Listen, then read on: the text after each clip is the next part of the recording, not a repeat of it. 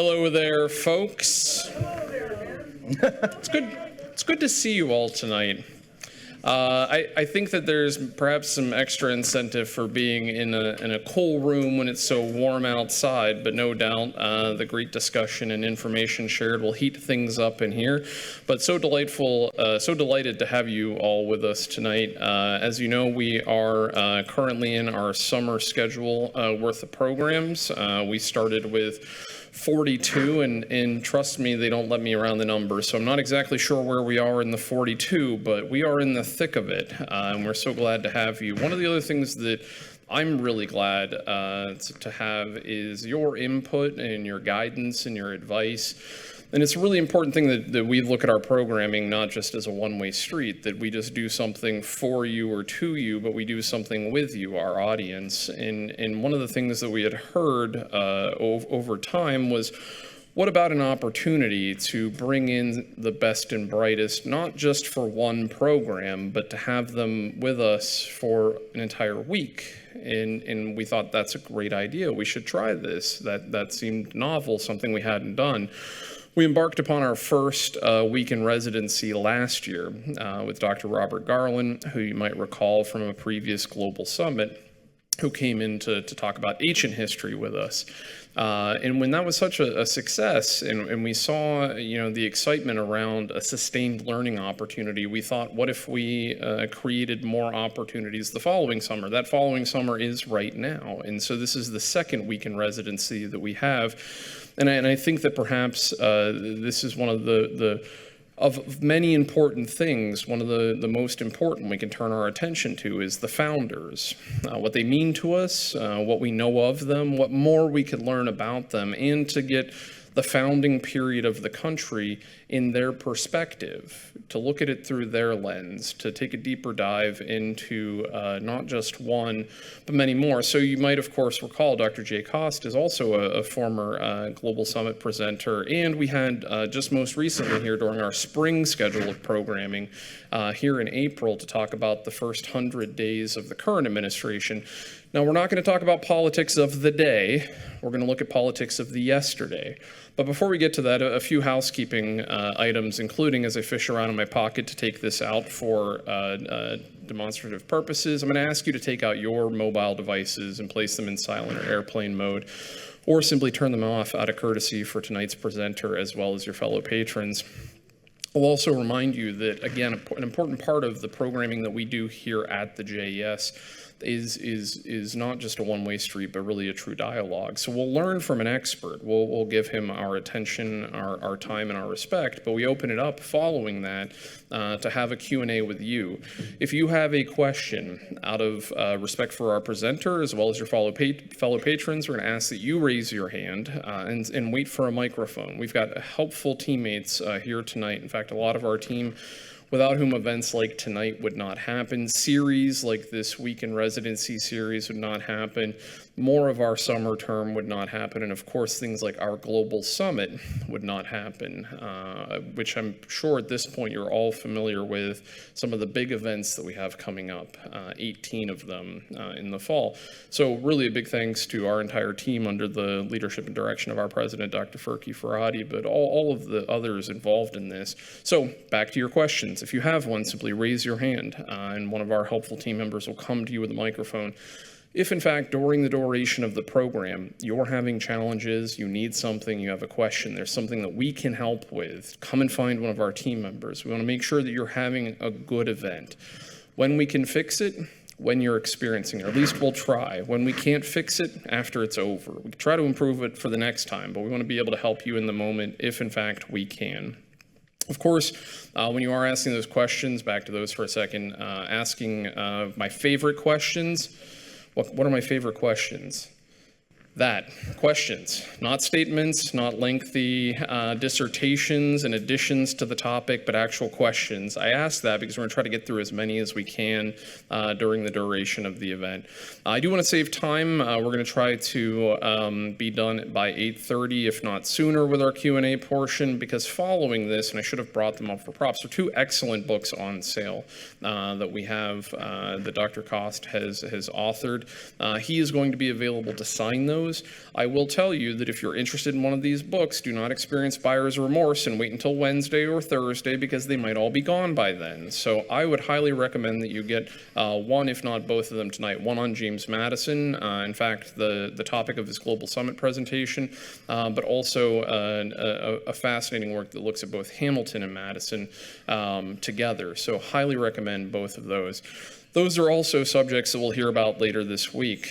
We, in fact, have Alexander Hamilton on Wednesday, perhaps maybe the most popular of our founders recently, thanks to the musical and thanks to acclaim around him. But we have others. We have, in fact, tomorrow, a look at John and Abigail Adams. That's tomorrow night. Wednesday's Hamilton. Thursday, it's easy to remember, Thomas Jefferson. So we'll have Thomas Jefferson on Thursday, and I think being good Jeffersonians, you should all be here for that one, of course. And then on Friday, an important note, because all of the evening ones, 7 o'clock here. Important note, Friday, noon, it's a lunchtime program, and we'll take a look at James Madison. For that, if you're interested in the lunch, we just ask that you reserve that lunch early so that we can make sure that you, in fact, get it. So if you have buyer's remorse and show up hungry, we just ask you to wait until the end to make sure there's enough for all who did, in fact, order. Okay. I've gone through the housekeeping. I've welcomed all of you. I'm so grateful that you're all here. It is with great honor that I get to welcome back again Dr. Jay Cost to the JES, somebody that we've really grown to admire his intellectual capacity, but also how he makes history accessible. I think that's one of the most important things of a great educator, is helping people to access the information and really be able to understand it. You might remember him from the Global Summit. You might also know him as the Gerald R. Ford Non-Resident Senior Fellow at the American Enterprise Institute, AEI, also a columnist for various publications, including the National Review and the Pittsburgh Post-Gazette. A respected historian and political commentator. In fact, he was here in April commentating, as I mentioned. He's written extensively on the founding era, and that's really what we're going to look at over the course of this week. I won't ask you to raise hands. I did this with our first residency, so I'm telegraphing this to anticipate it. I hope to be able to ask how many have been here Monday, how many have been here Monday and Tuesday, how many have been here Monday, Tuesday, Wednesday, as we like to see that building audience and that dialogue. So I do very much hope that you will join us more throughout the week as we continue these programs. But for now, please join me in issuing the warmest on a very hot day in Erie, Pennsylvania. And Erie, Pennsylvania, and JES welcome to Dr. Jay Cost. That's great. Thank you. All right. Good evening, everybody.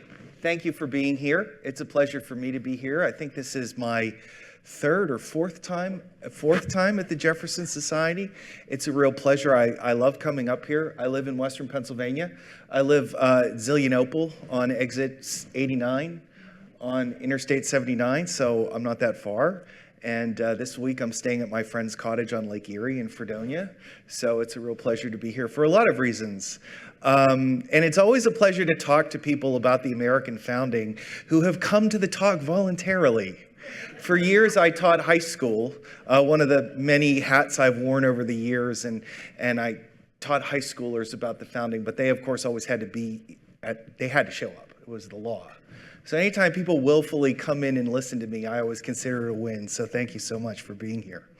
So we're going to talk, this week's series is called The Founding in Perspective, and I just want to give you, at the outset, a basic idea of what do I mean by that. What I mean is that we're going to be looking at aspects of the worldview of the Founding Fathers, stuff that sort of reaches beyond their biography and looks at how they saw the world in ways that are relevant to the politics of their age, and then ultimately point to questions for us to ask about our age. That's sort of my overall objective here. So when I say the founding in perspective, that's what I mean. Now, the first question I want to ask is, does the founding matter anymore? And obviously, I'm not going to say no. Obviously, for me, the answer is yes, but it's not to an outside observer, it might not be obvious. I mean, it has been 224 years since the Declaration of Independence was signed. That's a long time. And, you know, we don't go back in time and take advice from doctors from 1776, right? We're not interested in theories of medicine. So why are we interested in their theories of politics? Especially because we are a free people, and as Thomas Jefferson famously said, the world belongs in usufruct to the living. That was from a letter that he wrote to James Madison in 1789, that the dead don't have any kind of moral claims to the living. Now, I think Jefferson was probably overstating the case there, but there is something to be said about that. Why are we, as a free people who are capable of self-determination, why do we seem bound to people who, all of whom have been dead since 1836, which was the year that James Madison passed away? And by the way, 3 of the 5 founders that we're going to be looking at this week were slave owners. And this was, obviously for us, it's a moral outrage, but it was a moral outrage at the time. They knew it was a moral outrage, right? Are these guys really worth venerating? It's a fair question. I think these are all fair points. And I would actually push this analysis a little bit farther. You know, people ask, because I write about Madison, people say, well, what would James Madison say about this or that if he were here? And it's, it's sort of like, if he were here, I think he would probably be surprised by electricity, among other things, right? I mean, look at this graph here. I pulled this graph from online. This is a graph of American economic growth, adjusted for inflation, from the founding all the way to today. And you can see here that, and by the way, you can draw a graph straight back through time and it will basically be a flat line. Because for most of human history, human beings were dependent upon subsistence agriculture and very little else. And even in the United States of America at the time, there was a kind of a commercial agriculture, but it was very sort of hard scrabble, right? This is before the Industrial Revolution, which really doesn't begin until here. It's before even the commercial revolution in the United States of America. New York City had like 30,000 people in it. And I'm reminded of this quotation from an author, a fiction writer from the mid-20th century. The past is a foreign country. They do things differently there. I've been thinking about that a lot as I've been writing. I'm working right now on a book about the Jeffersonians. And I've found myself really worried and anxious that I'm imposing my own views and my own worldviews back onto them, right? It's something that I need to be careful of. Because the world of the founders was fundamentally different, right? Like I'd mentioned, the Industrial Revolution, the nuclear age, right? The internet age, right? But even more than that, cultural and ideological changes, even the changing definition of what it means to be a citizen, right? The women's rights movement. I mean, tomorrow we're going to talk about Abigail Adams, who was one of the most formidable, intelligent Americans ever to live. She was never able to cast a vote, right? But then also the civil rights movement as well. And we've completely revolutionized so much of what we've changed, or so much of how we view the world is so different than how they viewed the world. And I would argue that in many respects, the founders are closer to the ancient Greeks than to us. I've been reading a lot about Thomas Jefferson lately for the book that I'm researching, and I'm really struck by Jefferson's devotion to agriculture seems to have been heavily influenced by the Greek philosopher Aristotle. And think about that. Aristotle was biased against the commercial life of Athens and believed in agriculture, and Jefferson inherited that prejudice, right? That Aristotle wrote in, I think, like, what was it, the 1800 BC or something like that. Jefferson, in a lot of respects, I mean, you think about if Jefferson were to go back in time to Aristotle's age, or if he were to go back forward in time to our age, which one would he have more in common with? I think you could make an argument that he'd have more in common with the ancients, right? Sorry, my clicker. See, I'm from that age too with the technology. And I mean, I'll point this out. It's tragic and sad, but George Washington, caught a bacterial infection of some sort in the late fall of 1799, and the response was to bleed him, and probably contributed to his demise. I mean, it's insane. Like that a course of antibiotics, he would have been fine, but that's the way it was. And the point I would make as a substantive matter is it would be foolish to us today to look to them to solve our policy problems. You know, if you want to know how should we set the top marginal tax rate, you should not ask James Madison, right? If you want to know the extent to which we should have industrial protection, you should not ask Thomas Jefferson. They're just not going to help us answer those questions. And insofar as people do use the founding to answer those questions, my spidey sense always goes off. That feels like an appeal to authority to me. Well, the founders would want us to do that. That, to me, is a way to circumvent arguments and discourse in a polity. So I'm skeptical that the founders can teach us stuff like that. But I do think that they do have something to offer, because underlying questions about politics are inherent to human nature. I mean, there's just an inherent tension about politics, which is that we're all selfish. Even the most altruistic of us are still oriented to ourselves. We see each other first. We see ourselves first. But to flourish, we have to live in community, right? That human beings are social creatures, but we're also selfish creatures. And this is independent of time and place. I think, I'm putting my cards on the table, I do think there is such a thing as human nature, that human beings are fundamentally selfish, and that this creates a tension in all political communities throughout time.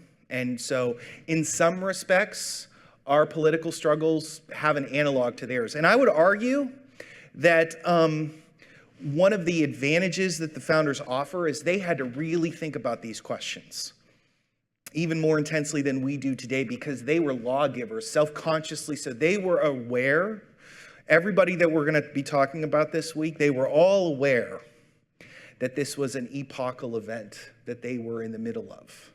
And they were all also aware that this was the great test case for a democratic republic, where the people sovereignty, political sovereignty was vested in a government exclusively through the consent of the governed.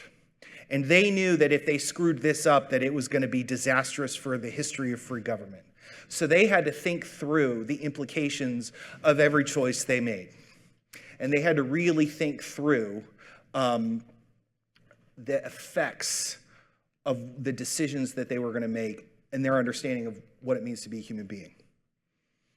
And they were also, like I said, they were committed to the principles of a democratic republic. So this is one of the interesting things about them, is that when you think about the founders, we can look at them and we can say, well, they have a very exclusive definition of what it means to be a citizen.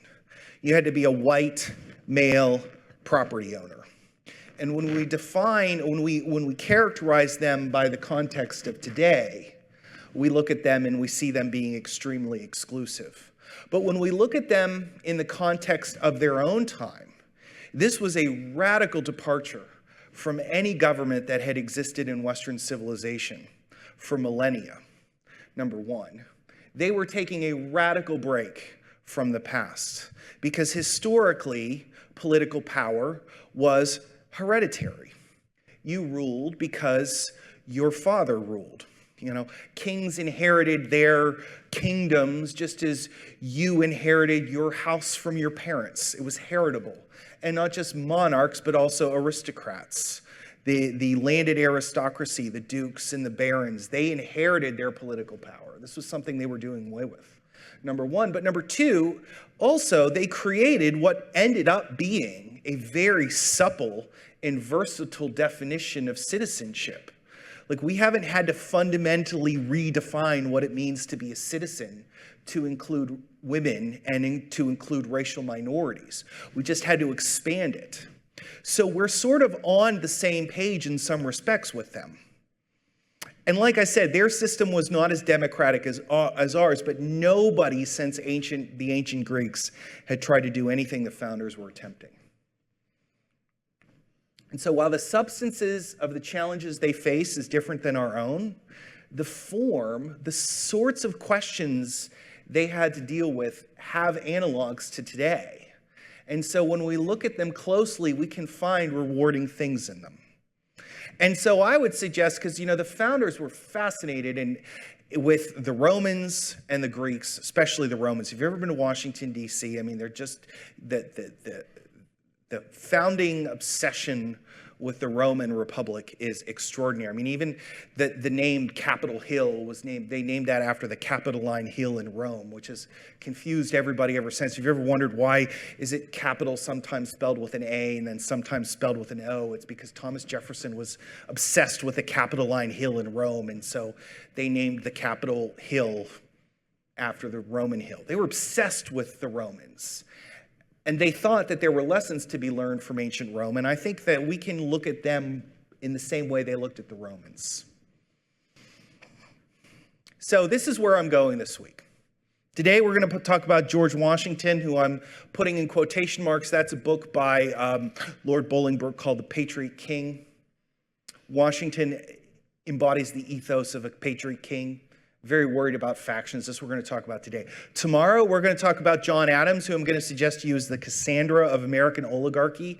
Cassandra is the famous prophetess from ancient Greek mythology who could predict the future, but nobody believed her. Adams saw very distinctively the dangers of oligarchy, even in the midst of this democratic revolution. Alexander Hamilton, I'm calling the mad genius of the commercial republic, and he was indeed mad. And he was indeed a genius. I'm still trying to debate which one he was more of. Thomas Jefferson is the architect of Republican liberty, and James Madison is the architect of Republican politics. I think all five of them still have something useful to tell us. So let's talk a little bit about George Washington, just the basic facts of his life. I've always thought it interesting that Washington dies in 1799. He is exclusively a man of the 18th century. He does not live into the 19th century. So he was born in 1732, died in 1799. He was trained as a surveyor, did not have much of a formal education. So starting tomorrow, when we start talking about John Adams, it's going to get a little nerdier, because Adams and Hamilton and Jefferson and Madison were all first-rate nerds. They were the guys who today would be the ones busting the curves. Washington wasn't really like that, which is not to say that Washington was not extremely intelligent. He certainly was, and he had very sophisticated ideas about politics, but it does set him apart. He fought in the French and Indian War. One of the things that I think is interesting that I'm just going to point out here, and we'll see this tomorrow with Adams, is that I think Adams sort of gets at this in his moral psychology of this sort of desire of ambitious and gifted individuals to express themselves, to act and to be noticed. And this was something that Washington very acutely felt and was very frustrated during the French and Indian War, that he was not allowed to be an officer over British regulars. And there's a real status anxiety among ambitious young American men like Adams and Washington and Jefferson to express themselves in what was really like the podunk periphery of the British Empire, right? Sort of a District 12 in the Hunger Games sort of thing. Sorry, I just showed those movies to my daughter, so it's been on my mind. He was the head of the Continental Army, which is the first truly national organization. Does not have a lot of brilliant military victories to his record, but he is a bold leader who knew how to seize the initiative. The Battle at Trenton, I think, is the best example of this. After the Americans had lost New York City to the British, Washington knew he needed a bold stroke to regain the initiative, and hence the Battle of Trenton. Also, his decision to march his army from New Jersey down to Virginia when he learns that Rochambeau is coming, the French fleet is coming, or de Grasse is coming, excuse me, He doesn't lose his cool. He's very, he's good under pressure, and he's good at seizing the initiative. By 1783, he is the first man of the Republic. And I want to suggest to you that this is an inherently ambiguous concept for George Washington. How is one the first man of a republic? because a republic is a form of government in which all the citizens are equal. And Washington is the first among equals. What does that actually mean in practice? It's a delicate question that doesn't admit of an obvious answer, except until Washington gives us an answer, as we'll see. Washington famously breaks up the Newburgh Conspiracy in 1783. It was a conspiracy of American military officers, helped along by Gouverneur Morris and Alexander Hamilton, demanding their pay to sort of basically surround Congress, seize Congress, and sort of a soft coup. Washington breaks it up in just a fantastic political move. It really speaks to his political instincts. He goes into the meeting, and at one point he takes his spectacles out and says something, hope you'll forgive an old soldier for having to wear glasses. And there's not a dry eye in the house, and then the conspiracy's over. He also resigns his military commission, and it's a demonstration of his commitment to republicanism. And before we get to Washington's constitutional thought, one thing that I would point out, I just think this is interesting, is Washington had a real policy interest in Western development that is worth meditating on. He's particularly interested in the phrase of the era was internal improvements. That would just be building roads and canals, not railroads. They haven't been invented yet, but roads and canals, improving existing transportation networks. He lives, as you know, he lives on the Potomac River. That's where Mount Vernon is. But he's particularly anxious to connect the Ohio River Basin. Unfortunately, I picked these two maps, and this one, the color scheme on this, I don't know who designed this map, but a yellow on cream color scheme is not the most useful for detecting differences. But the top map here, that's the Chesapeake River Basin. And the bottom map here, this is the Ohio River Basin. All right, so this is the Ohio River Basin. Now, these rivers were much more important before the invention of railroads and interstates and automobiles and airplanes. Right? And one of the challenges is that if you lived anywhere in here and you were on a navigable river, you could get to the Ohio River. Right? So that would be your main waterway transportation. This is why the French and Indian War was fought over a little slice of heaven I like to call Pittsburgh, Pennsylvania. Because Pittsburgh's at the mouth of the Ohio. Whoever controlled the Ohio is going to have an advantage in the center of the state. Right? Now, the Potomac River Basin, what I point out to you is that you'll notice that the Potomac River Basin and the Ohio River Basin do not connect. They don't connect. There's a big chain of mountains in there, the Appalachian Mountains. Washington was very anxious about this because at the conclusion of the war, the lands to the west of the Mississippi River are owned by Spain, which means that American settlers to the west are going to have to be moving their cargo, their foodstuffs, down the Ohio River to the Mississippi River and then down to New Orleans, which is controlled by the Spanish. So there's a great deal of anxiety about the extent to which the West is going to be loyal to the new United States, or whether they will be drawn into the orbit of Spain. It's interesting that the Western problem is like the dog that never barks in American history. The West never really secede, never even tries to secede. Aaron Burr's conspiracy notwithstanding, the great secession crisis is between the North and the South. But there were good reasons in the 1780s to be worried in the long run about holding the West in. And so what Washington wants to do is he wants to connect the Potomac River Basin to the Ohio River Basin through internal improvements. All right? So that Western territories will be drawn into the Potomac. Now, this is good for Virginia and obviously good for Washington, but it's also good for the National Union.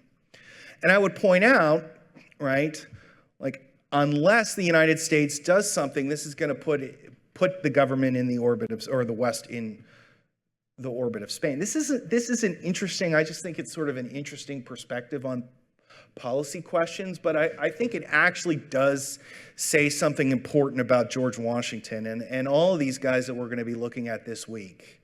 is that their perspective was a nationalist one.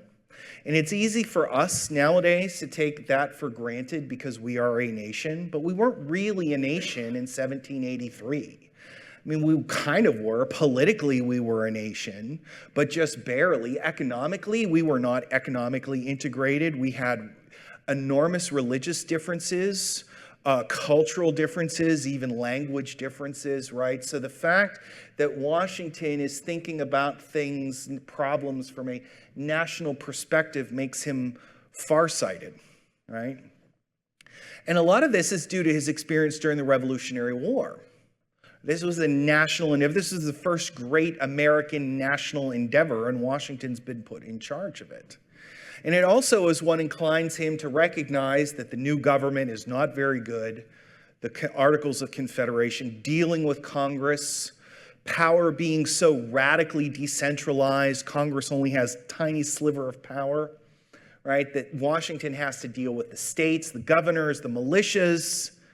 They're selfish and short-sighted, and the Continental Congress is impotent, incompetent as well. One of the other things that's sort of interesting about this period is that when you look at that picture, that famous picture of the signing of the Constitution, the signing of the Declaration, when you think about that great moment in July 1776, 5 years later, most of the people in that room are no longer in that Congress. They're gone. I mean, think about John Adams. We sent him off to Europe. Thomas Jefferson sent him off to Europe. Ben Franklin sent him off to Europe. Others will just go back to their states because that's where power is really vested. And so the quality of Congress, the brain power in Congress sort of declines a little bit. This actually creates opportunities for young men like James Madison, who enters Congress right when he turns 29 years old because, frankly, nobody wants the stupid job. Right? So it works out well, but at the time, Congress was a problem. Right?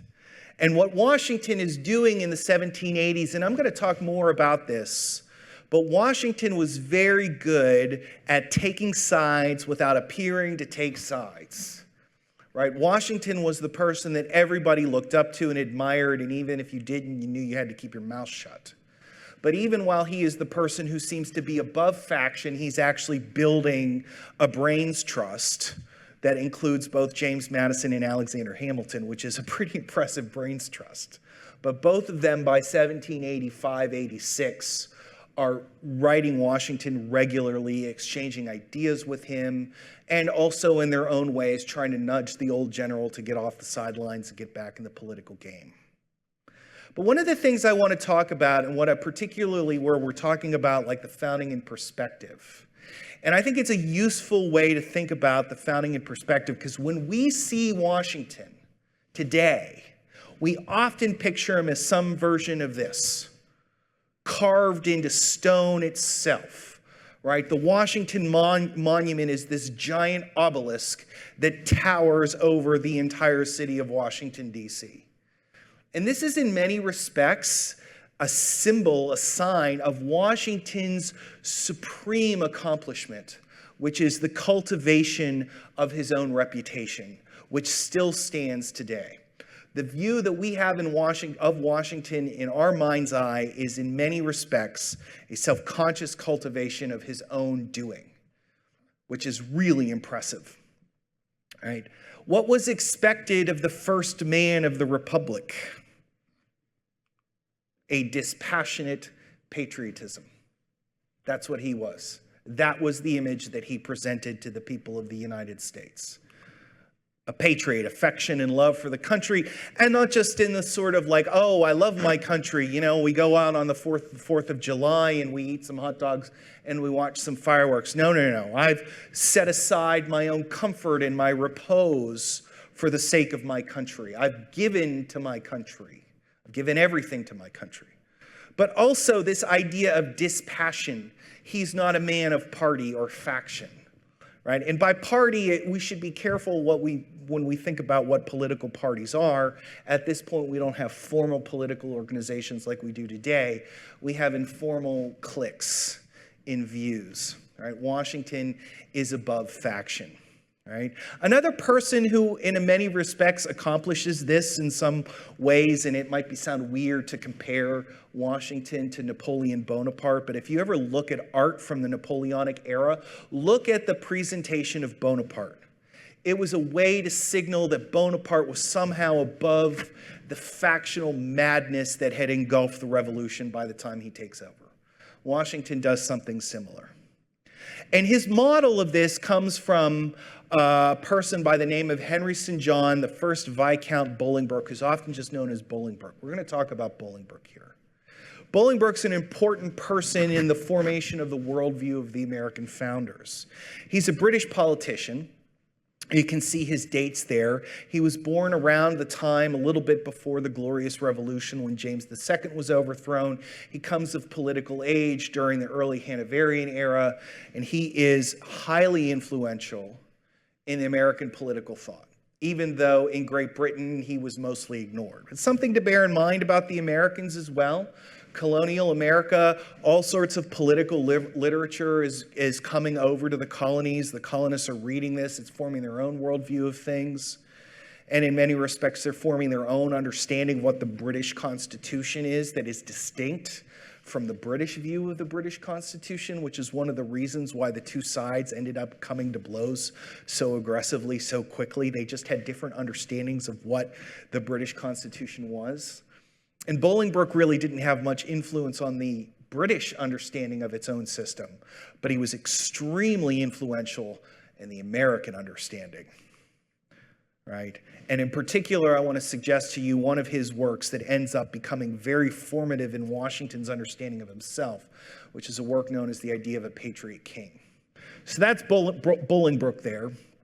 He believed, Bolingbroke comes in, he's an aristocrat.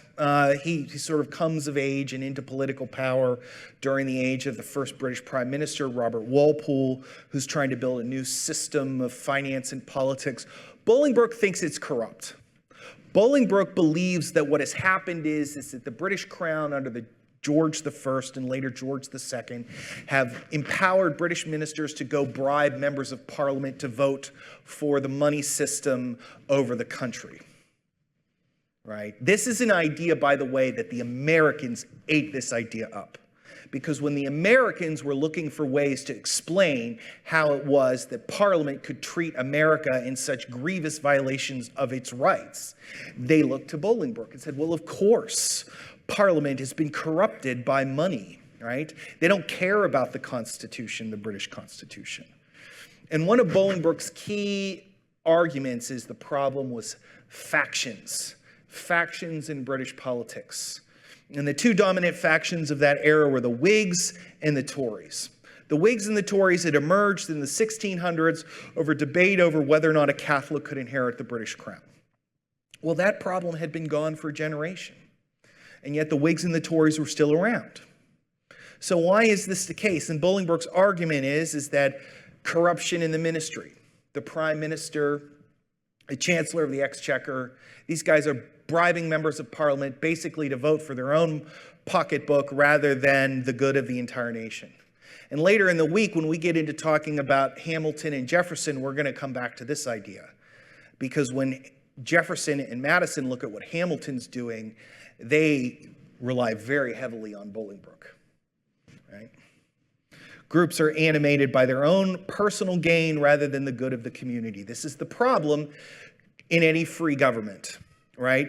Madison himself said the disease of all popular governments is faction. People who put their own interests over the good of the entire community. Bolingbroke warned that corruption, political corruption, is like a cancer, or it's like wood rot. It doesn't stay still. Once it gets into the system, unless you're combating it, unless you're actively working to get rid of it, it's a disease. It's going to weaken and corrupt the entire community. It will destroy not just the government itself, but public morals as well. This is Bolingbroke's great anxiety. And in a previous essay, Bolingbroke had argued that what we need is a country party, or maybe like for our purposes, a national unity party, right, to fight factionalism and protect British liberty. But in the idea of a patriot king, he adds to this. It's not just that we need Whigs and Tories who put the concerns of the nation above their own pocketbooks. What we need a virtuous monarch. A virtuous monarch is somebody who can overcome factions, somebody who is a paragon of virtue. See, that was one way that you combat corruption, right? If you have a king that everybody looks up to and he's above reproach, he's going to inspire in other politicians and in the political community at large a similar commitment to virtue. Right? Somebody who is disinterested. That doesn't mean uninterested, but he's not on either side. It's like how a jury is disinterested, right? If you want to be on a jury, you can't know either the prosecution or the plaintiff or the defendant, right? Because you'll have an interest one way or another. If you don't know either of them, then your only concern is for the good of justice. That's what makes you disinterested. Somebody who can't be bought or flattered. Somebody who is only interested in the public good and whose motivations are duties and patriotism. So he's above factions, and through his disinterestedness and his virtue, he unites the country as a father would his children. So hopefully you're appreciating where I'm going with this, because we already see, like, when we think about Washington, who is he? He's the father of our country, right? He's the first, as Henry Lee said, he's the first in war, he's the first in peace, he's the first in the hearts of his countrymen. See, Washington is cultivating that, and what I want to get across to you is that there's a political purpose to this, the cultivation of this image. It's not just his vanity, he's using this image of himself for a noble and far-sighted reason. Right? Anyway, Bolingbroke's idea here is that such a sovereign could bring about a revival of national civic health. Now, I don't know. I'm not a Washington scholar.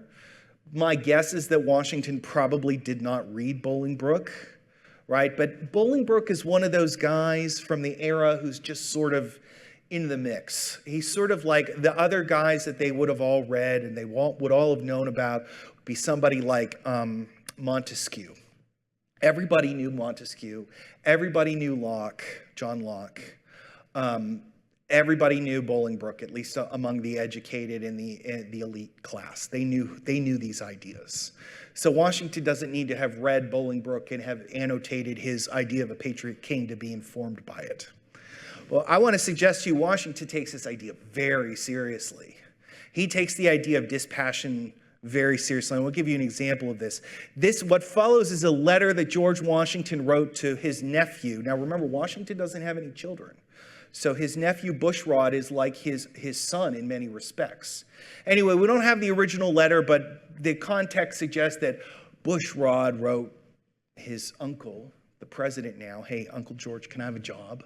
I went to, pass the bar. I'd be a great lawyer." This is what Washington writes. "You cannot doubt my wishes," Washington says to Bushrod, that's Bushrod there, by the way, "to see you appointed to any office of honor, but however deserving you may be of the one you have suggested, your standing at the bar would not justify my nomination. My political conduct in nominations, even if I was uninfluenced by principle, must be exceedingly circumspect and proof against just criticism, for the eyes of Argus are upon me." Argus is a medieval monster that has eyes all over it. "And no slip will pass unnoticed that can be improved into a supposed partiality for friends or relations." And by the way, Bushrod Washington isn't some like ne'er-do-well loser. Like, he's actually named by John Adams to go on to the Supreme Court, and he's on the Supreme Court until 1828. So it's not like Washington is, it's not like Washington is telling his like loser nephew, "No, you can't have a job." He's telling, a future long-serving Supreme Court justice, "I can't give you a job because I have to be above the fray." So critical moment for Washington, and frankly, critical moment for a lot of the people we're going to talk about this week, is Shays' Rebellion. Right? The big source of factional disputes at the time is the creditor-debtor divide. And this sort of manifests itself in 1786 when a group of aggrieved, and rightfully so, frankly, Western farmers in Massachusetts start seizing courthouses. And it pretty much freaks the elites out. The Massachusetts government can't stop them at first, and wild rumors spread. Washington hears all sorts of crazy rumors. Washington is really freaked out. It's really something to read these letters because you don't think about George Washington as this kind of guy to lose his cool, but he kind of lost his cool. This is a letter to James Madison. How melancholy is the reflection that in so short a space we should have made such large strides towards fulfilling the prediction of our transatlantic foes. In other words, you're going to fail, and we're proving them right. Leave them to themselves, and their government will soon dissolve. Will not the wise and good strive hard to avert this evil, or will their supineness suffer ignorance in the arts of self-interested designing disaffected and desperate characters to involve this rising empire in wretchedness and contempt? What stronger evidence can be given of the want of energy in our governments than these disorders? If there exists not a power to check them, what security has a man of life, liberty, or property? That's George Washington speak for right? And actually, by the way, when we get to James Madison, one of the skills that James Madison had was that he was kind of a George Washington whisperer. He could get the old general to do things without immediately suggesting it. And one of the things that Madison suggests is, General, one way to solve this problem would be for you to attend the convention that I'm putting together in Philadelphia. I know you don't want to go, but maybe in light of events, it might be a good idea. And of course, Washington did. And at the Constitutional Convention, I think you could make an argument that Shays' Rebellion is a direct contributor to the convention, because there was a general sense in light of that a stronger national government was needed to check the disease of factionalism, right? Factions were the great disease, and they were not being dealt with. Because if everybody puts their own interests first, then how can good public policy possibly be realized? Will it just be a mad scramble for plunder? And by the way, this idea of factions is going to be a major theme through the rest of the week, for most of this week. How do we push a selfish humanity that is prone towards dividing into factions into pursuing the public good? Jefferson wasn't as concerned about these sorts of things because he was very, very optimistic, right? And by the way, Jefferson was not all that upset about Shays' Rebellion either, right? But how can we build a system of government that harnesses popular sovereignty without falling prey to factionalism? And then to its, twin sort of disasters, oligarchy, the rule of the rich, or the rule of the mob. How do we maintain a republic without power falling either to the many dispossessed or the wealthy few? Washington, it was more personal, right?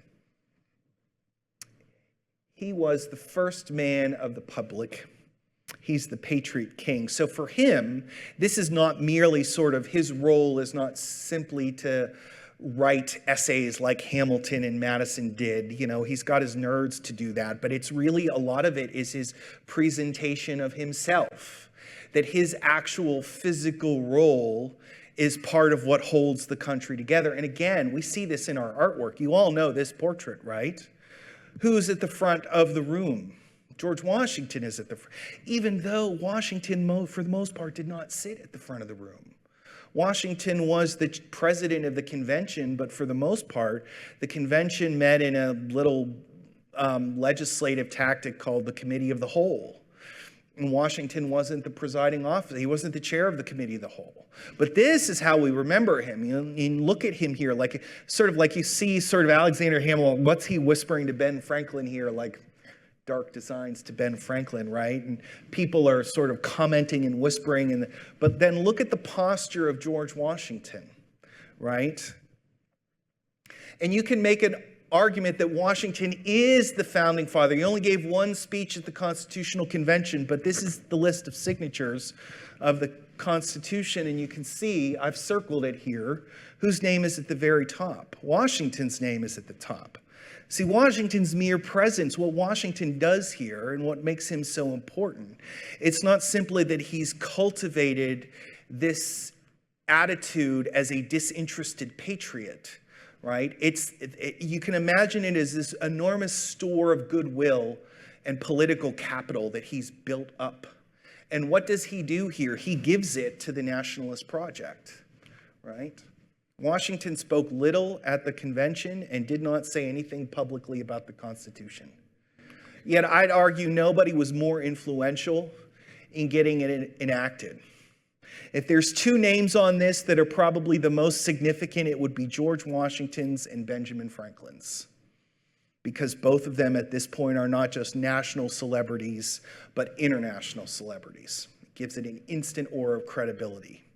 And in no other state, with the exception of Virginia, do the opponents of the Constitution have anything like a Washington or a Franklin on their side.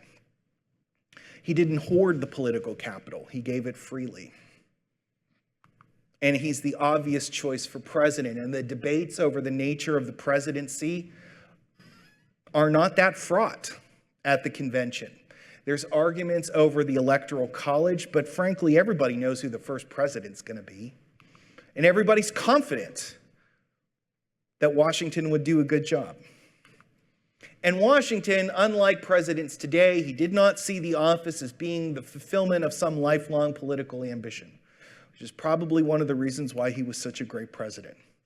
And he hated the job too, by the way. That's Jefferson's phrase, splendid misery, but it applies to Washington as well. Washington wanted to step down after one term. Jefferson and Hamilton, who are on opposite sides of an increasingly bitter political fight, both of them say, no, you have to stay. He hated the job. It wasn't just the crush of administrative business, but it was the emergence of party politics. It deeply grieved him.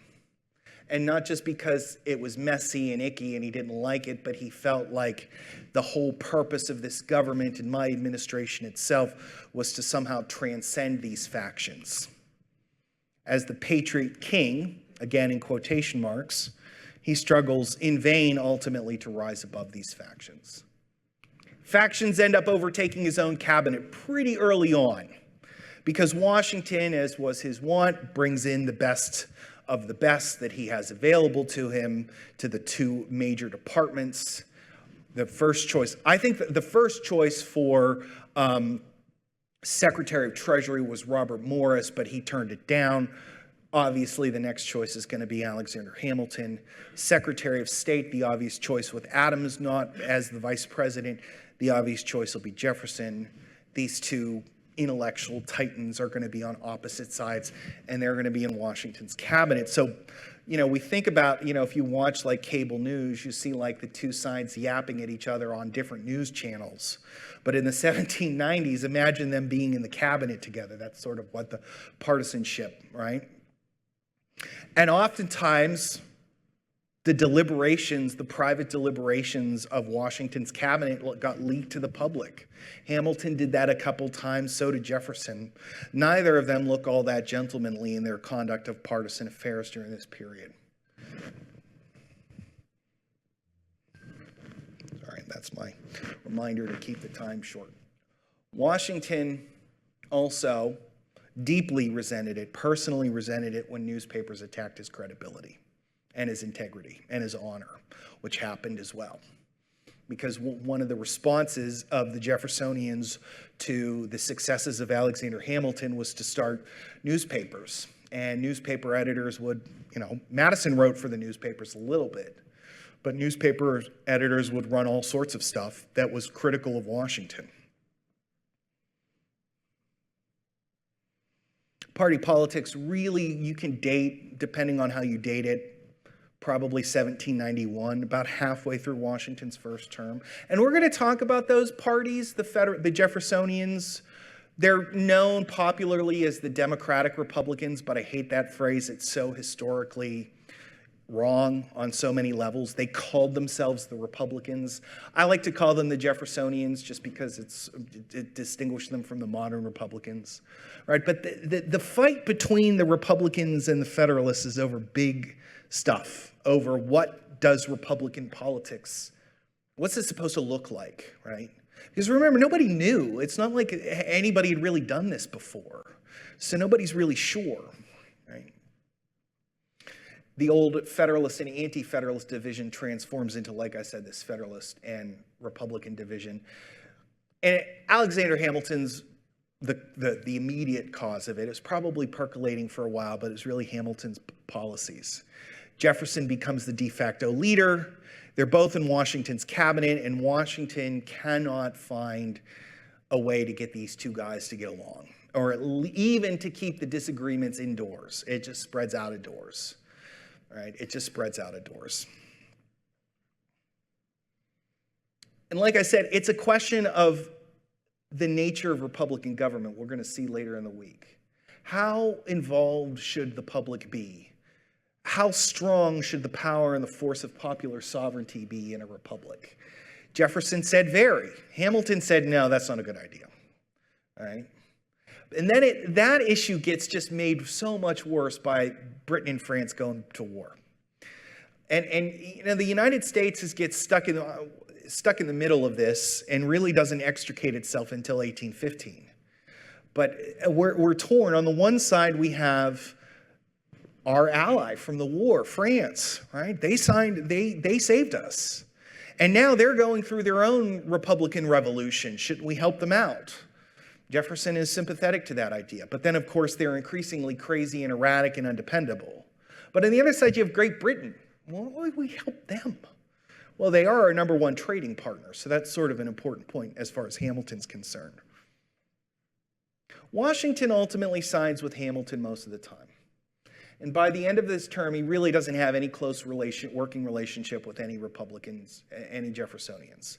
It's actually kind of sad to see in terms of Madison's correspondence with Washington to compare it to, say, 1786 to 1796. It's two different worlds.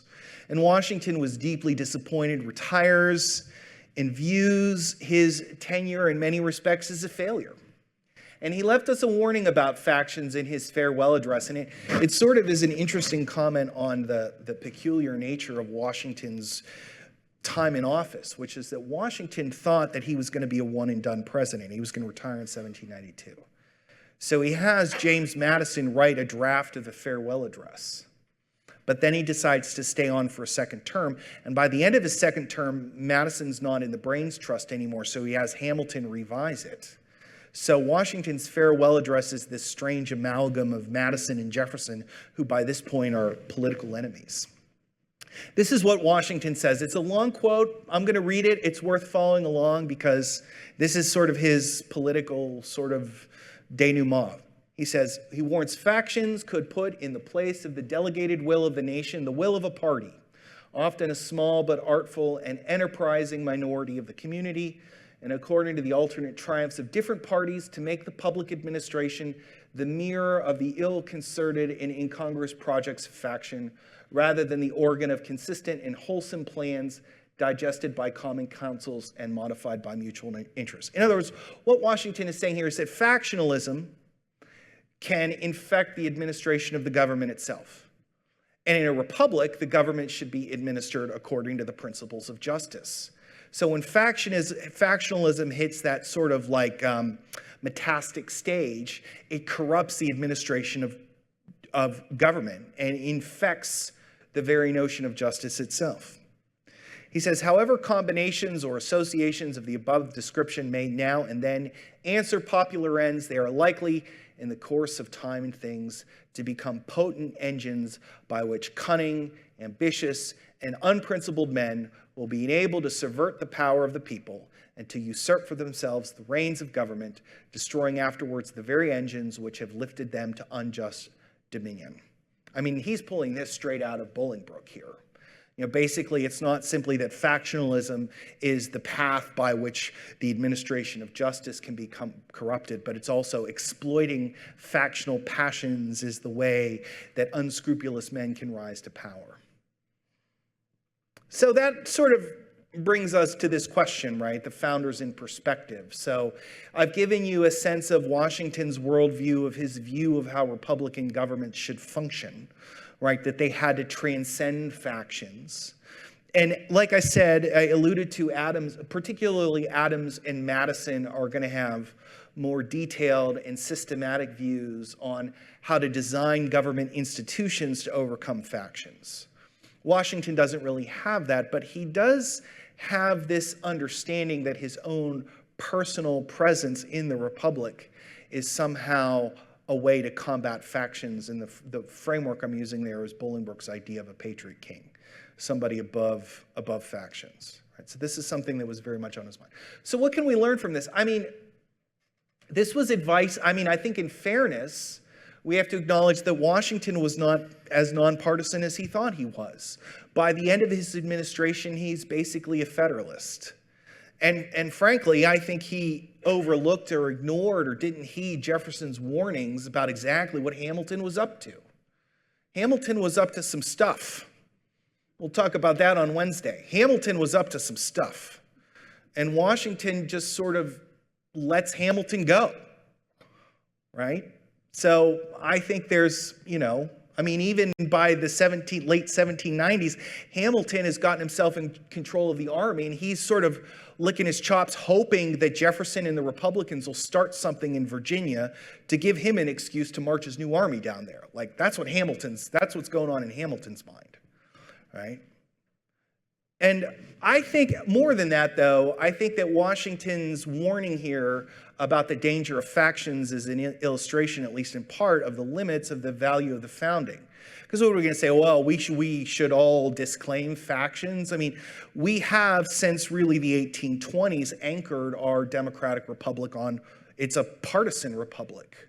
We've integrated the political parties into our system, right? So the popular will is expressed through party competition, which is factional, right? So there's something, Washington, and one of the ways to think about these guys is that, they're alive and they do their political life at the very beginning of democratic politics. They don't get to see how it plays out. So Washington doesn't get to see ultimately that factions can be a good thing. Because parties just seem to be endemic to democratic republics. In the 1790s, Washington, and he wasn't alone, Madison and Jefferson, they all thought this was an aberration. Party politics was a derangement. Something was wrong. But, they were the first to try this. Well, now in 2025, we know, look across the world, democratic republics are partisan republics. Founders could not have known that.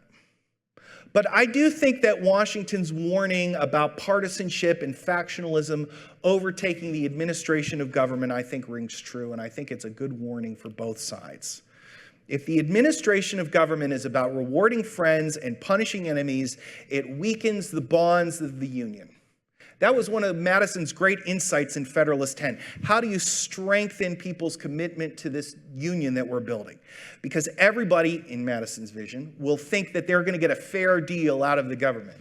And if the government stops delivering on the idea that everybody gets a fair deal, then it's going to weaken the bonds of loyalty to the government. If the government's playing favorites in things like the administration of justice, in the long run, there's going to be loyalty issues. Partisanship is inevitable. But per Washington, I think we need better limits on the partisan spirit. And I think especially in the executive branch.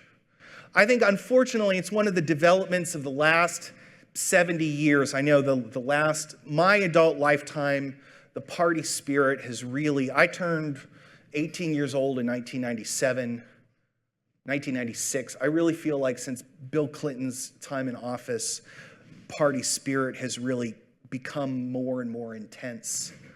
And I think the presidency, the office of the presidency, this is impressionistic, but I think the office of the presidency has increasingly been captured by a partisan spirit. I think this is true on both sides, right? And I think that one thing that we should learn from Washington, a perspective from Washington, that is even as we embrace and acknowledge the persistence of factions and the role of factions, and oftentimes the good role of factions in a democratic society, having factions completely dominate the American presidency is very dangerous.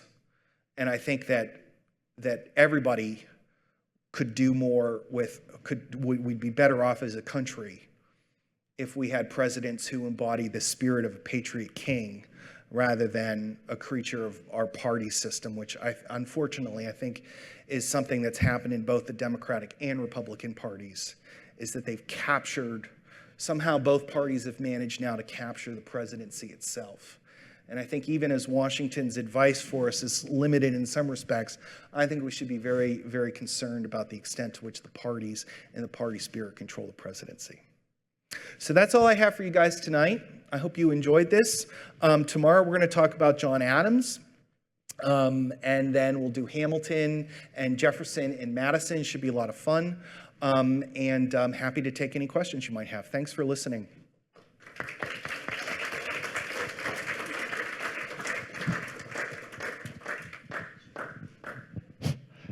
Extremely interesting, and I thank you.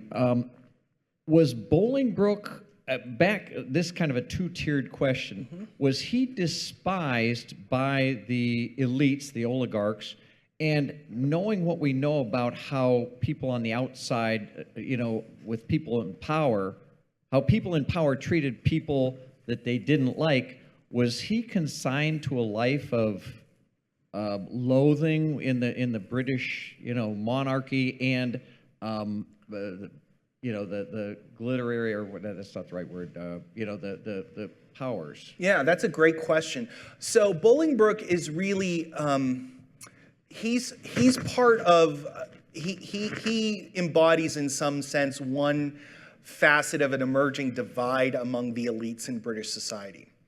And he represents the landed aristocracy, right? Because for, back all through history, the store of value in any economy was land. And so the more land you owned, the wealthier you were and the higher social status you had. But what had happened, and this sort of happens as we're sort of leaving the Middle Ages, but it really picks up speed in Great Britain in the 1600s, is the emergence of the merchant class.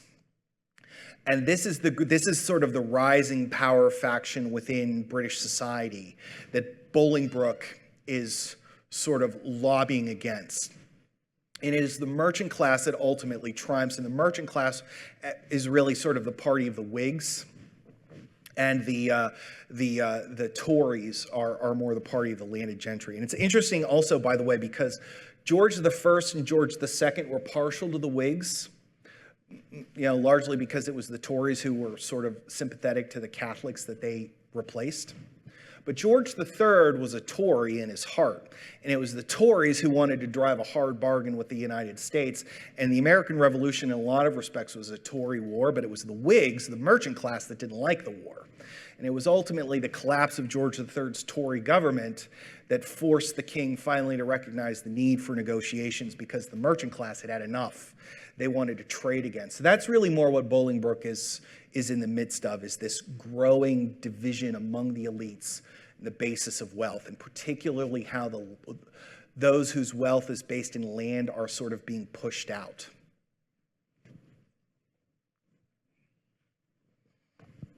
Thank you. Could you elucidate Washington's personal motivations for joining the cause for independence?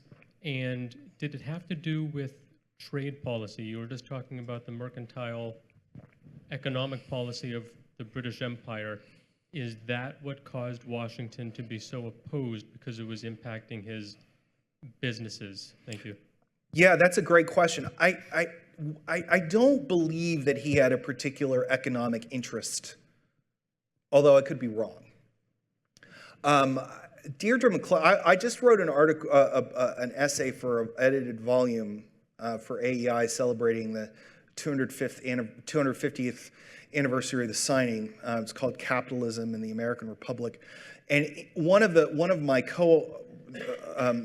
somebody else who wrote an essay was Deirdre McCloskey, and she makes a provocative, but I think actually very insightful argument that economically the revolution did not make a lot of sense. It was a loser for Americans. And I think you sort of see this, like the desperation of Americans to reopen good trade relations with Britain after the war was over, and their frustration that they were now locked out of the merchant, the trade with the British. I think that one of the, just speaking generally, one of the problems for the British was that because there were not a lot of economic, now this doesn't include Washington, I'm speaking generally here. One of the problems the British mercantile colonial system had was that it limited the number of career prospects for ambitious young men in colonial America. But one avenue that they could all go into was the law. And so America had this little legal subculture of these experts on the British Constitution. And so whenever the British did something that the Americans didn't like, you'd have all these lawyers like John Adams able to explain how it violated the Constitution. I will say one thing, insofar as Washington's personal ambitions were intertwined in this, I think one point that needs to be made is his frustration during the French and Indian War, and how he was not able to command British regulars, and the British were very high-handed in their attitude towards Americans, and also not particularly adept. You know, like Washington was with Braddock when he was defeated in a pretty pathetic manner. So.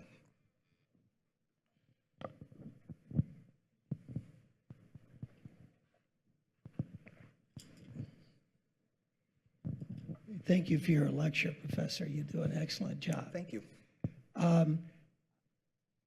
You quoted from the Federalist Papers, number 10, and it brings up one of my favorite quotes of Madison's. But what is government itself but the greatest of all reflection on human nature? And it should give us pause today to ponder that quote. But the question I have is, why Federalist and Jeffersonians? I always was taught Federalist and Anti-Federalist. Mm-hmm. And the juxtaposition between Jefferson and Hamilton, was it not a corporate or an economic division? Jefferson, the rural agrarian vision he had for our nation, versus Hamilton was more mercantile, urban. And it seems perhaps that it morphed into Federalist, Anti-Federalist, but aren't we fighting that today? I think in many respects, Thank you. Sure. I think in many respects the fights of the 1790s are still repeated today. I will say that as a point to bear in mind when you're thinking about this period of time is that when you're trying to think about these issues the way they would have thought about these issues, creating a distinction between, say, a political question and an economic question is not something that they would have been comfortable with. So like to your point, like Jefferson believed he had an agrarian vision, but that was not simply an economic matter for Jefferson. Jefferson believed that a nation of small husbandmen would be would create the best kind of citizens. And that the dangers of a commercial republic are ones where you get one of Jefferson's arguments is, you work the land, you invest in the land, and it eventually pays off. This creates all sorts of quality virtues, but it also creates a sort of sense of like, you've produced enough. In a commercial republic, Jefferson would argue, and Madison also, like the pursuit of profit, it never ends. So profit is just pursued at the expense of everything else, and it just creates bad citizens. And industrial work is bad for the soul because it's too monotonous. So their vision of their economic vision is wrapped up intimately with their vision of what a republic should look like. And I think that even when we sort of account for these, like the economic aspects, I'm going to talk about this more next week, or later in the week, when we look at Hamilton on Wednesday and then Jefferson on Thursday. Hamilton is very comfortable with a level of elite control over government that we today as Americans would find very uncomfortable.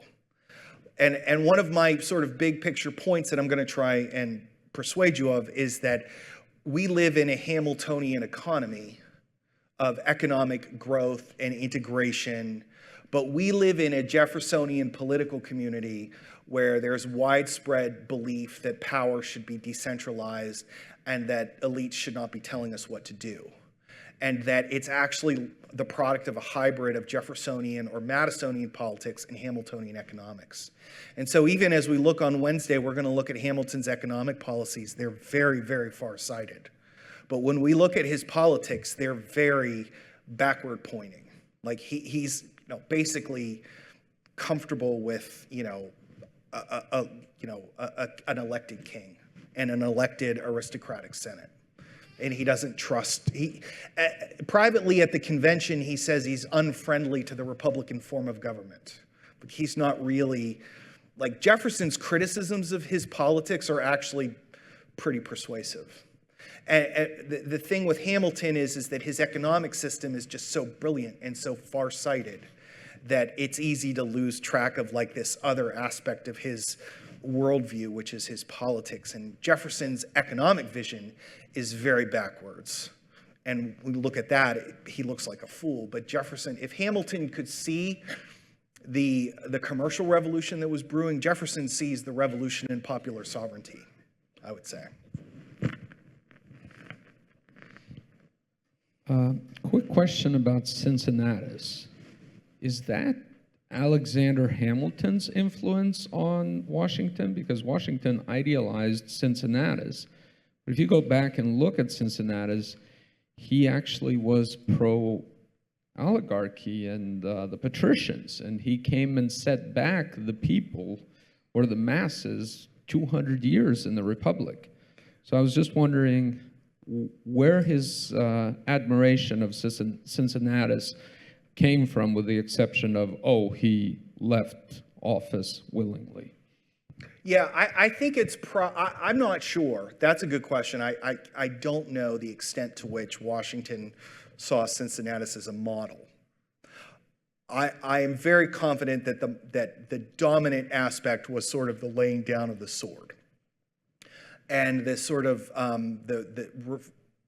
handing back the powers of dictatorship. That this was a model of how he wanted to present himself. Whether in Washington's mind that extended to an overall oligarchic view, I don't think that's true. But that at the same time, that like when we look at Jefferson and Madison and Adams and Hamilton, we have in all four cases, we have public letters or public statements about political principles that were explicitly put out there. Washington, we don't really have that for. And Washington's correspondence, as best I've read, doesn't really suggest a systematic political thought to his worldview. He was a Republican, small r Republican, but he didn't have a Republican political ideology like Madison did that you can distinguish from Adams and you could distinguish from Hamilton and Jefferson. That wasn't how he operated. Which is a way of saying I don't know what the answer is, but I think there's a lot of things about Washington's thinking that are unanswered just because that was not the sort of record that he left.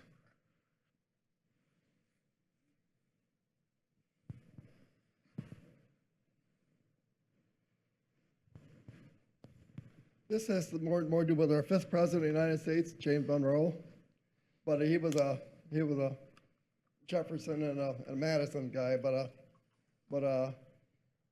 and he was bankrupt. He was belly up, and like Jefferson, but through the Reynolds affair with the Hamilton, Monroe was a SOB, Yeah, he was. It's funny. So Monroe was a very dogged partisan operator in the 1790s. He was involved in the publication of evidence that Hamilton engaged in an adultery that Hamilton eventually admitted to with Maria Reynolds. And it was a huge personal embarrassment for Hamilton. And in 1825, Monroe is wrapping up his second term as president, and he calls on Eliza Schuyler Hamilton, Hamilton's late wife, because she's living in Washington. He calls on her, and she refuses to see him. 20 years after Hamilton's death and 30 years after the events of the Reynolds affair. And it's ironic because Monroe, as president, is effectively is really our last nonpartisan president. But Monroe, as a man in his 30s and 40s, was one of the great partisan knife fighters of the 1790s. Who prevented a duel between Hamilton and Monroe? I don't remember. Somebody was there at the meeting. Aaron Burr. Aaron Burr did. That's right. Stepped in between. Yeah. Yeah. So I was talking about this with Ben before the program began. But if you think our politics today are messy, remember that back then the Vice President of the United States killed the person who's currently on the $10 bill. And that was not, and it might have been, by the way, as you said, if it wasn't for Aaron Burr, Hamilton very well could have gotten in a duel with James Monroe and been killed by Monroe, or Monroe killed by Hamilton. And I was reading about Adams the other day, and Hamilton wrote some very pointed letters to Adams that sort of have that kind of coloration, like, you've offended my honor, like, let's settle this with dueling. It's a very strange culture that they lived in. Hamilton more. Maybe. So.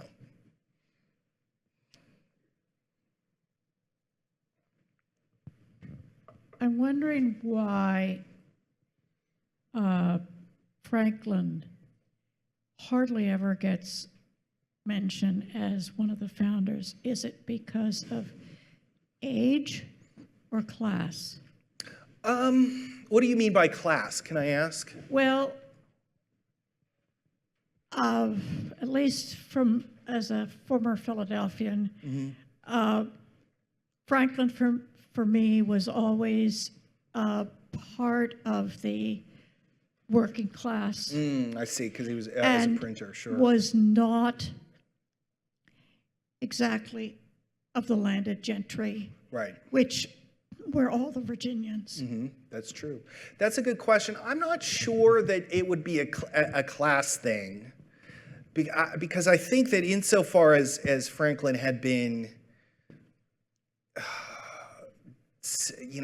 had been set back by his class, I think that his international fame as a scientist probably did a lot to help overcome that. Not just abroad, but in the United States as well. I would suggest, and speaking extemporaneously, I would say there's probably two reasons that Franklin doesn't have the credit that I think you could argue he's due. The first is he dies. And so he doesn't, I think he dies in 1791, I want to say, 91.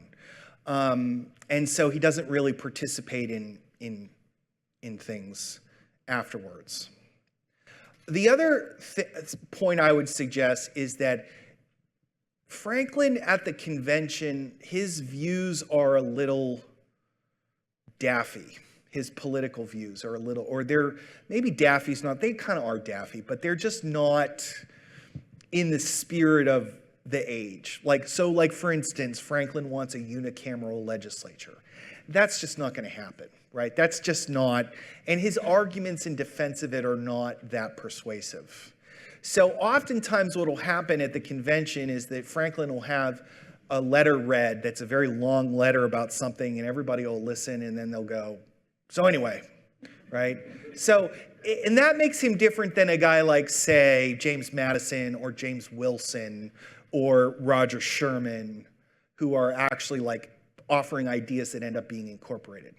But I do think that one of the points about Franklin that is where he doesn't get the appreciation that he's due is that he is a driver for compromise at that convention. And he's got some great lines about the need for compromise, and he's got, I'm not going to do it justice, you can look it up, but he's got one great line about when you need to make a table, you sand one end, you sand the other, put it down, you got a table, right? Like let's just get a deal.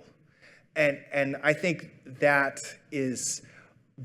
convention needed people, like, because Madison was not that guy. And in fact, the guys with the strongest, most comprehensive views are often not going to be those guys because they have everything worked out in their own heads. right? So when you need to do a deal on the House and the Senate, you need to put James Madison to the side because he's not going to help you. You put James Wilson to the side because he's not going to help you. You bring in Benjamin Franklin. And I think there's an argument to be made that in the pantheon of the American founding, he doesn't get the credit that he's due for that as just being a voice of like, let's make a deal. And he's also, there's this great moment at the convention too, because he's just so funny anyway, where they can't come up with an agreement, and Franklin says effectively, you know, we've thought about this and we've used reason as far as we can. Maybe we should bring in a minister to pray for us because we need divine assistance. You know, it's just got these great lines that are just, I mean, he's just so fun to read, so. This is our last question. You said at the very beginning that the Founding Fathers knew that slavery was the wrong thing. Do we have writings from Washington or an understanding of how he personally felt about slavery since he was a slaveholder? Whether that's in his correspondence, I'm not sure. Washington is not I'm not a Washington scholar. But I will say that Washington did free his slaves after he died, which I think illustrates, like you have, like Jefferson, there's so many things Jefferson said. And even Madison, who was more circumspect about these things, Madison says all sorts of things. George Mason, who's a Virginia slave owner, calls slavery the curse of heaven at the convention. Washington doesn't say anything like that. But Washington, unlike Madison and Jefferson, does free his enslaved people. So I think that's an indication of his view on the institution. He was, by the way, one of the reasons that Washington was able to do that, and Madison and Jefferson were not, was because Jefferson's Monticello plantation was failing. It was deep in debt, and so was Madison's Montpelier plantation. So the enslaved population at these plantations were basically sold to settle the debts with the creditors. Washington's Mount Vernon plantation was a more prosperous venture, and so when he died, it was still in the green, so to speak. Oh yeah, that's a great question. We're going to talk more about slavery this week too, by the way, when we get to Thomas Jefferson.